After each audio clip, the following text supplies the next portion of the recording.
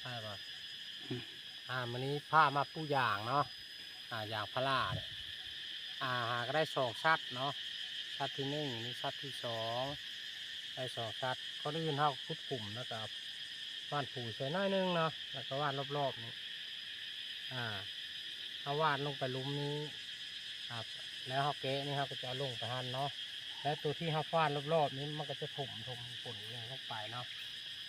การแกะเนาะแกะถุงต้องได้ระวังเนาะย่านถุงแตกถ้าเฮาบุมีดินเที่ยงเนาะเฮาก็ต้องมาใช้ขาตรงนี้เนาะใช้ขาแล้วก็มีคัตเตอร์เนาะมีคัตเตอร์เนาะการแหกนี้บ่ให้แห้งๆเนาะเก็บเบาๆเนาะค่อยๆแหกเนาะเพราะว่ายำตัดหากเนาะยำตัดหากอยากอยู่ข้างในเพราะว่ายาง2 ชาตินี้มันจะต้องหากหลายเนาะแล้วก็เฮาก็ค่อยเอาขึ้นมาเนาะขอจับบอลได้มันเตกคือบอลเตกบอลนี้เนาะมันเตกเฮาก็จับบอลมันเตกเพราะว่าบ่อยากให้มันเตกออกเนาะยันเบียอย่างเฮาเหย่าเนาะสำคัญอยู่ก้นมันเนาะอยู่ก้นถุงเนาะถ้าต้องคอยแกะออกเนาะยันหากมันขาดเนาะเพราะว่ามันชอดใส่ถุงหลายเนาะอย่างเนาะก็แกะออกมาแล้วก็สิประมาณนี้เนาะประมาณนี้แล้วก็ปิ้นตาไปทางตะเวนเนาะทางตะเวนออกเนาะแล้วก็คอยลงเนาะให้ตามันวิดนาดินขึ้นมาน้อยนึงเนาะยังให้เทียงบ่เทียงเขาก็ชิกเอาเนาะแล้วก็ชะดินลงไปเนาะชะดินลงประมาณนี้เนาะแล้วก็เอามือเย็นๆลงไปเนาะ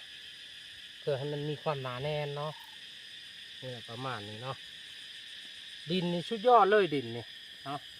พอดีปลูกเลยนี่พอดีปั้นได้เนาะดินนี่ดินงามดินนี่เนาะเพราะว่าเดือนนี้มันก็เป็นฤดูหน้าฝนสิมาอะไรเนาะผักปลูกคาเนาะถ้าถมแล้วก็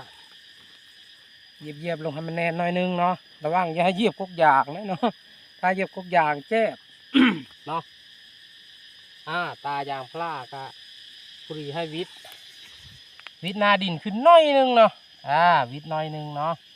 นี่แหละเนาะบ่ให้ดินถมบ่อนติดตาเนาะแล้วก็สะดินอย่างมานี้เนาะประมาณนี้เนาะลักนี้เขาก็เสียบไว้ยันลุ่มยันอย่างพัดมันแห้งยันเบี้ยอย่างหักเนาะเสียบห่างไว้เนาะพอดีมันโน้มไปก็มันครึ่งลักอันนี้เนาะให้ลักนี่เป็นตัวครึ่งสวยน้อยนึงเนาะถ้าจะบดเสียบใช้จำเนาะถ้าเสียบใช้จำยันมันบาดกุกอย่างเนาะให้มันค้ำใบค้ำอย่างประมาณนั้นแหละเนาะจะครึ่งไว้เนาะคือว่าสำเร็จเนาะไปตัวต่อไปเบิ่งตัวนี้เนาะนี่ตัวนี้กันเนาะนี่เข้าคุดไว้เนาะมาฮอนนี้ก็ดื้อเท่ากับเอาเบ้าอย่างเนาะเทกมังก้อนเนาะเบ้าอย่างเทกมังก้อนมันผู้ดีบ่เนาะถ้ามันบ่พอดีเท่ากับนี่มันเลิกเกินไปเนาะมันเลิกเกินไปนี่ปลูกบ่ได้เนาะถ้าต้องชะดินที่เขาคุดขึ้นมาลงก้อนเนาะชะแล้วก็ลงไปล่องเบื้องเนาะนี่ผู้ดีเป๊ะเนาะผู้ดีเป๊ะอย่าไปจับอันนี้เด้อเนาะห้ามจับลำมันเนาะจับถุงนี่เนาะ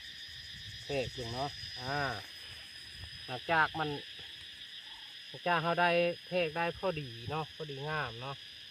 เอากลับขึ้นมาโคตรปุ่งไว้ก่อนเนาะปุ่งไว้เนาะ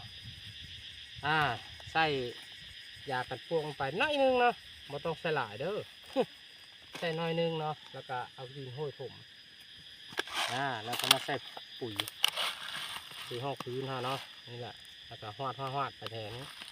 เพราะว่าเขาชี้ได้ชะดินลงไปถมที่เนาะท่านผสมผสานเดี๋ยวลงหลังจากนั้นมาใส่ขาที่เก้าเนาะถ้ามีดินเพ่งเนาะถ้าดินถ้ามันเพียงมันอย่างกะป้าใช้ดินก็ได้เนาะถ้าดินถ้าโบเพียงก็เอากะมาว่างใส่ขาเขาเนาะนี่แหละเนาะไปแห้งอันนี้เนาะแห้งกะ ถ้าโบแห้งเนาะขอเห็ดเนาะพอยัน มีดไปบาดเอาหากอยากเนาะข้างในเนาะเขาก็ต้องคอยได้จับเนาะอย่ามาแตกมันคอยออกเนาะการปลูกยางต้องได้คอยเนาะคอยเฮ็ดเนาะถ้าเฮ็ดฉลองโคขีมไม่ได้เนาะ ก็คือปลูกมันสับปะหลังก็คือปลูกมันต้นเลยเนาะนี่หากมันจะออกมาหมดเลยเนาะหากมันจะออกหมดเนาะประมาณนี้เขาก็ปิ้นตาปิ้นทั้งตามันไปทางตะเวนออกเนาะทางนั้นตะเวนตกทางนี้ตะเวนออกเขาก็ปิ้นขึ้นมาทางนี้แล้วแต่ผู้มักเนาะมาคนกับปิ้นลงมาคนกับปิ้นขึ้นเนาะ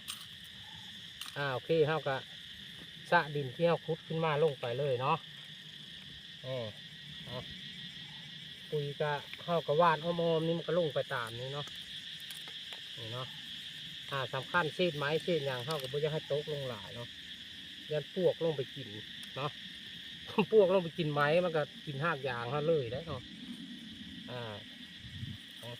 อันนี้อยู่เทิงฮะไม้เถงเนาะอันนั้นไม้ไว้เนาะนี่เนาะเข้ากับมือเย็นลงไปให้มันแน่นเนาะแล้วก็พยายามสะดินเข้ามาให้มันเต็มถุงเนาะเต็มถุงไปเนาะเรียบร้อยเนาะเทียที่โซ่ตีนเทียบไว้เนาะให้มันแน่นเพื่อความมันเพื่อให้มันมีความหนาแน่นของดินแล้วก็มันจะติดไว้เนาะแล้วก็เอาไม้เสียบไว้ถือว่าจบเหลืองเนาะ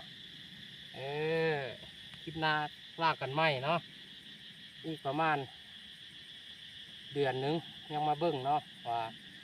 เบี้ยยางกับไม้ตัวนี้ไผ่สีเหย้าก็ไผ่เนาะโอเคเนาะ